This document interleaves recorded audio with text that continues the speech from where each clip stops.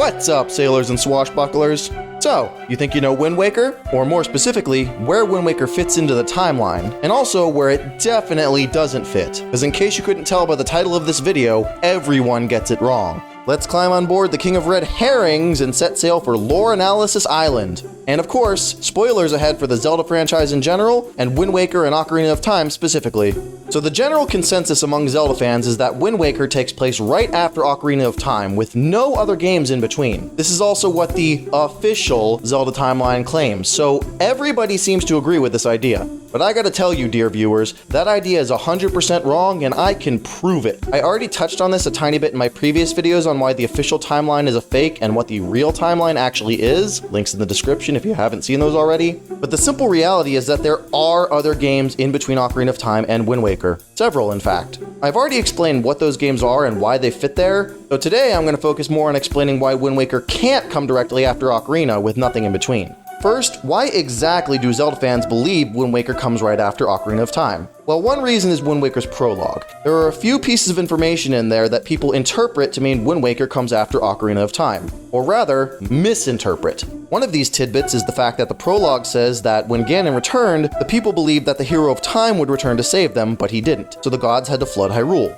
People look at that and say, see, they were expecting the Hero of Time specifically, so the same Link from Ocarina of Time had to still be around because they expected him to save them. That means the flood came within the Hero of Time's lifetime, so within a few decades of the events of Ocarina of Time at most. But what people tend to forget is that right before this part, the prologue says that the Hero of Time story was passed down through generations and became legend. Yeah, generations, plural. Wikipedia says that a generation is 20 to 30 years, so if we take the average of that at 25, then the fact that it's been multiple generations means it's been at least 50 years since Link defeated Ganon in Ocarina of Time, at an absolute minimum. But even more important is that became legend part. It's been so long since the events of Ocarina of Time that Link's exploits have shifted from living memory or even historical fact into being legend. That takes centuries for that to happen. And since the prologue just vaguely says generations instead of like 2 generations or 3 generations or something, the idea of it having been hundreds or thousands of years and tens or hundreds of generations makes perfect sense. This makes it pretty clear that the Hero of Time, the Link we play as in Ocarina of Time, is not still around. If he was, how could his tale be considered a legend? If he was still alive, then it's just a thing that happened in recent memory, and the guy who did it is still alive and you can go visit him and see for yourself. The fact that the game says his exploits were passed down for so long that they became legend tells us very clearly that when Ganon returned and the gods flooded Hyrule, it had already been a long time since the events of Ocarina of Time. So right off the bat, that's conclusive proof that the flood happens way after the end of Ocarina of Time, not right after it and within one lifetime like people think.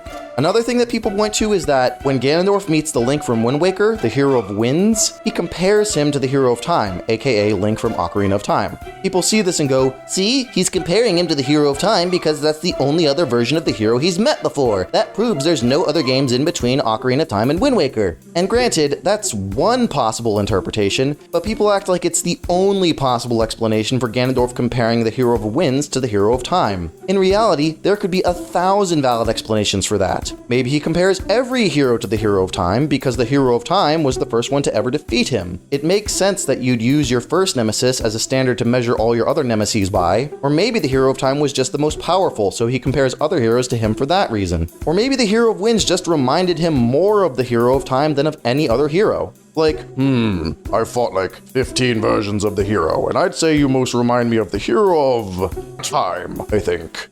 Another big one that people like to point to is the dialogue we get from the former Sage of Earth, Laruto, who says, after his defeat at the hands of the Hero of Time, Ganondorf was sealed away, but not for all time. He was revived and returned to Hyrule in a red wrath. He attacked this temple and stole my soul. People interpret this to mean that Ganondorf was sealed away by the Hero of Time, then broke free and killed Laruto, with nothing else taking place between those two events. But again, this is just one possible interpretation, not the only interpretation, or even the most logical interpretation. Consider this. If I say, Nintendo created the NES and people played it, but not for all time. Nintendo returned in a red wrath and created the Switch. If I say that, does that mean that no other consoles were created in between?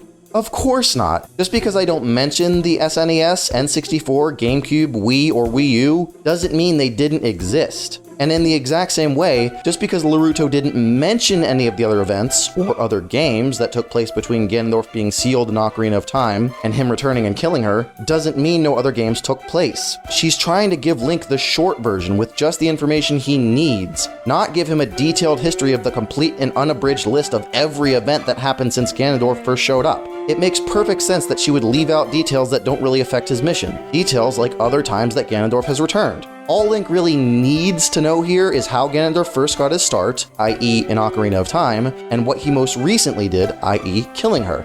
Also, if you look closely, you'll see another clue. She says Ganondorf was sealed by the Hero of Time, but when talking about his return, she says that he was revived. This actually subtly tells us that there has to be another game in between those two events. Think about it. If Ganondorf was coming back for the first time since being sealed by the Hero of Time, then Naruto would have said he broke free and returned to Hyrule in a Red Wrath, or was released and returned in a Red Wrath. Not that he was revived and returned in a Red Wrath. Ganondorf being revived means, by definition, that he was dead. And he wasn't dead at the end of Ocarina of Time, which means that there had to have been at least one other game in between Ocarina of Time and Wind Waker, where he gets killed at the end instead of sealed. And if you look at my theory on the timeline in the other video, you'll see that that's exactly what we find. Another piece that people always seem to forget is that when describing Ganondorf's return, the exact words the game uses are Ganondorf once again crawled forth from the depths of the earth.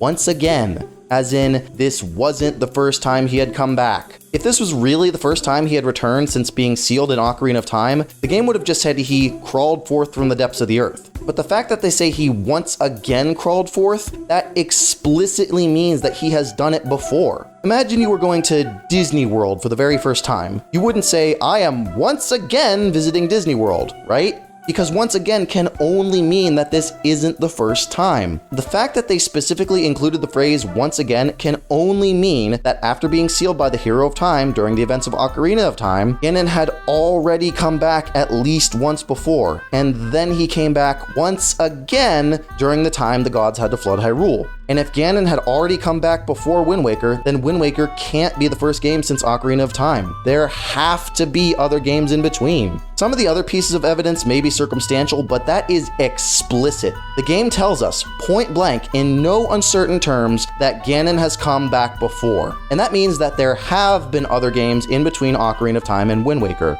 I don't really blame people for getting this one wrong. It's easy to look at the evidence and come to the wrong conclusion. But if you look just a little closer and pay just a little bit more attention, it's clear that the game is telling us that Ganondorf has already come back at least once before the time he came back and Hyrule got flooded. I do, however, blame people for still trying to argue it's his first time coming back even after having all this explained to them. In those situations, it feels like you might as well be pissing into the wind.